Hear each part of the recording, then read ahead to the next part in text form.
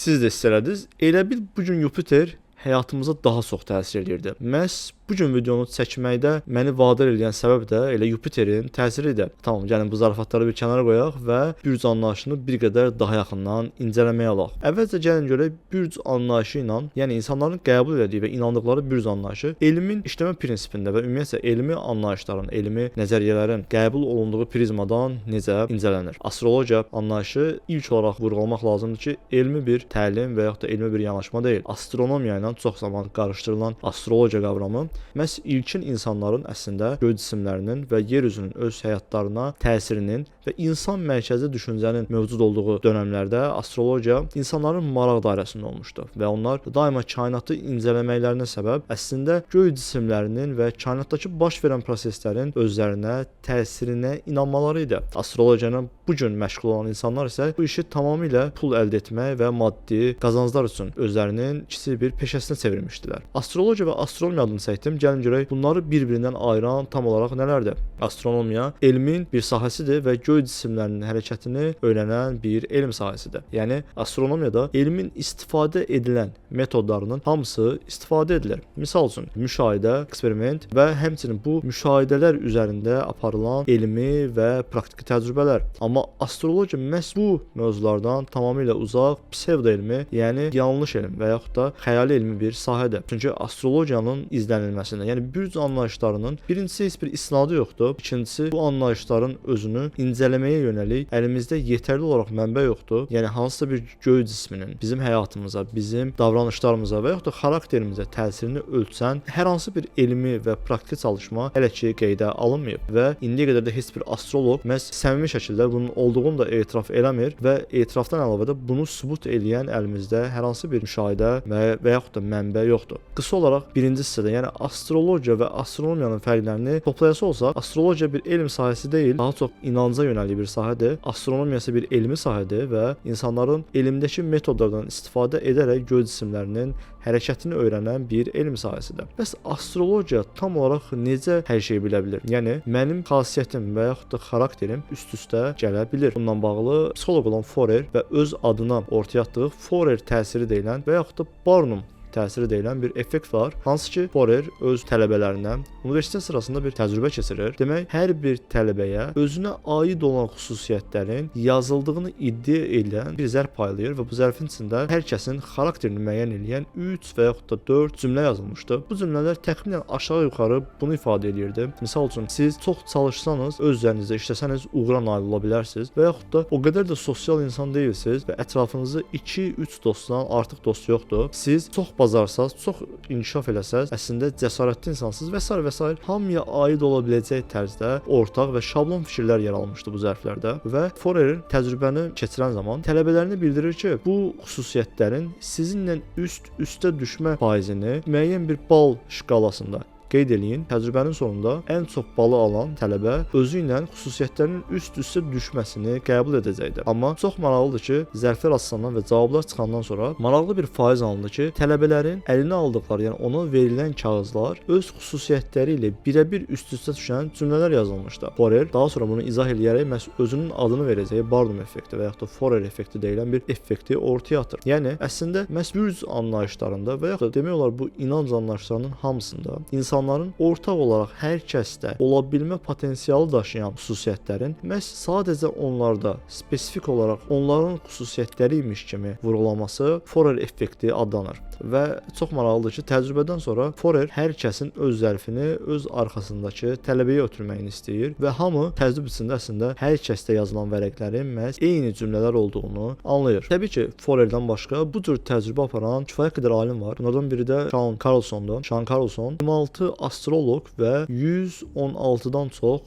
təcrübəsi ilə əslində astroloqların doğum xəritələri ilə insanların gələcəyinə və yaxud da keçmişlərinə doğru düzgün informasiya, məlumat verə bilmədiyini təcrübə etmək üçün bir sınaq keçirdir və bu təcrübə aşağı-yuxarı bu cür ifadə oluna bilir. 116 nəfər hər biri öz haqqında qısa məlumatlar qeyd edir Yəni adı, soyadı, yaşadığı yer, nə vaxt anadan olub, tarixlər hamısı qısa bir məlumat formasında verilir və astroloqlar bir doğum xəritəsi çıxardır. Daha sonra çıxarılan doğum xəritəsinə uyğun gələ biləcək 3 ehtimal verilir. Yəni 3 şəxsin şəxsi məlumatları verilir və bu doğum xəritəsinin hansı şəxsə aid olub olmadığı sual verilir və təbii ki bu 3 şəxsdən biri olmalıdır və təcrübənin sonunda nəticələr çox maraqlı olur. Belə ki, Sean Carlsonun keçirdiyi təcrübədə əslində orada oturan şəxslər, yəni astroloqlar olmasaydı, hansısa bir bu sahəyə yad, kənar bir insanlar olsaydı və seçdikləri cavablar doğum xəritəsinə deyil də, sadəcə təsadüfi olaraq seçilmiş bir cavablar olsaydı da, yenə də eyni faiz cavabları ilə qarşılaşacaqdıq. Yəni əslində doğum xəritəsi ilə analiz eləmək bir növ astroloqların bizim qarşımıza qoyduğu yalanlardan sadəcə biridir. Təbii ki, sizin də qarşınıza Instagramda və digər sosial şəbəkələrdə doğum xəritəsi analizləri ilə məşğul olan şəxslər qarşınıza çıxırsa,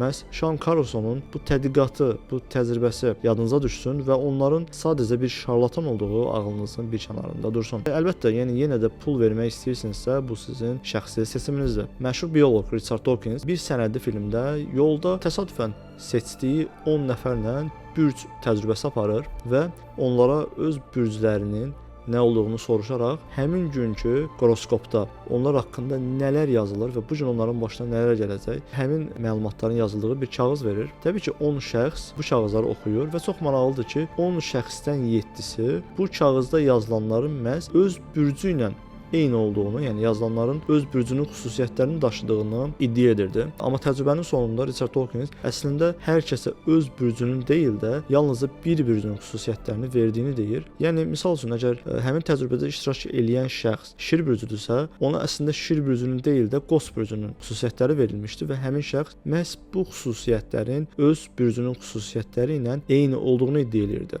Bu tipli təcrübələr çoxdur və bu təcrübələrin hamısı da yalnızca bir şey göstərir ki, astrologiya elmi bir nəzəriyyə, elmi bir fikir ifadə etmir. Buna görə də bəzən hansısa bir xüsusiyyətlərin sizin xüsusiyyətlərinizlə üst-üstə düşməsi hələ astrologiyanın həqiqət olduğunu deməyə imkan vermir. Gəlin bir qədər də nəyin elmi olmadığını izah eləyək ki, astrologiyanın niyə elm olmadığını daha rahatlıqla iddia eləyə bilək. Astrologiyanın iddiaları bizim müşahidə və təcrübə konsepsiyası ilə üst-üstə düşmür. Yəni Yupiter bu gün mənim enerjimi pozur və yaxud da bu gün halımın pis olması, uğursuz olmağım mənim ayımda, mənim bürcümdə olan göy cisminin mənə etdiyi təsirə görədir kimi iddiaların heç bir empirik sübutu və heç bir təcrübəyə dayalı bir istinadlı mənbəsi yoxdur.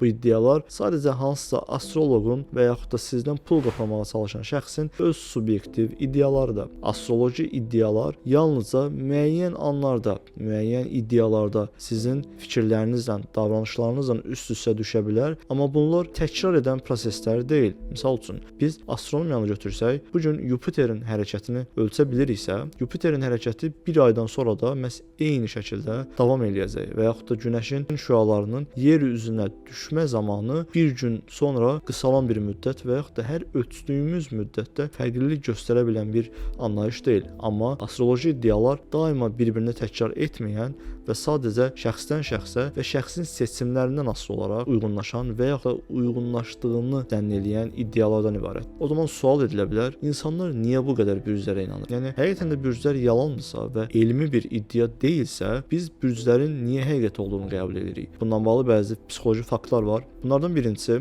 bürc anlayışlarını qəbul etmə səbəblərimiz əslində orada yazılanların, bayaq bildirdiyimiz kimi Forer effektinin əslində hamıya şamil oluna bilən ümumi cümlələrdən ibarət olduğu üçün məhz bizim bürcümüz haqqında yazılan iddiaların əslində məhz bizim haqqımızda yazıldığını düşünməyimizdən dolayı qaynaqlanır. Astroloji iddialar bizim həyatımızda yalnızca algıda seçicilik dediyimiz, yəni əgər bu gün mənim bürcümün horoskopunda mən hardansa pul əldə edəcəm və yaxud da bu gün mənim üçün xoş keçəcək deyə bir cümlə yazılıbsa, mən həmin gün həyatımda baş verən çox xırda və kiçik, hətta hər gün baş verə bilmə ehtimalı olan prosesləri belə həmin cümlə ilə eyniləşdirməyə başlayıram. Yəni Misal üçün, mənim bir horoskopumda sənə hardansa pul gələcək deyə bir iddia gəlirsə və hansısa bir mənə borcu olan şəxs mənə borcunu ödəyirsə, bunu da əslində mənim bugünkü bürcümdə yazılan xüsusiyyətlərin üst-üstə düşməyi ilə əlaqələndirəcəm. Yəni əslində bürc və ya astroloji iddiaların bizim həyatımızla üst-üstə düşməyi tamamilə bizim şəxsi qənaətimiz və alqıda seçici olaraq mənfi olan şeyləri və ya baş verməyəcək hadisələri bir kənara qoyub, baş vermə ehtimalı olan hadisələri seçməyimizdən dolayı qaynaqlanır. Astrologiya ilə bağlı deyəcəklərim bu qədərdir. Daha fərqli mövzularda və yaxud da sizin mövzu təklifləriniz varsa, şərhlərdə qeyd edə və videonu öz yaxınlarınızla paylaşaraq dəstək ola bilərsiniz. İzlədiyinizə görə təşəkkürlər. Növbəti videolara qədər.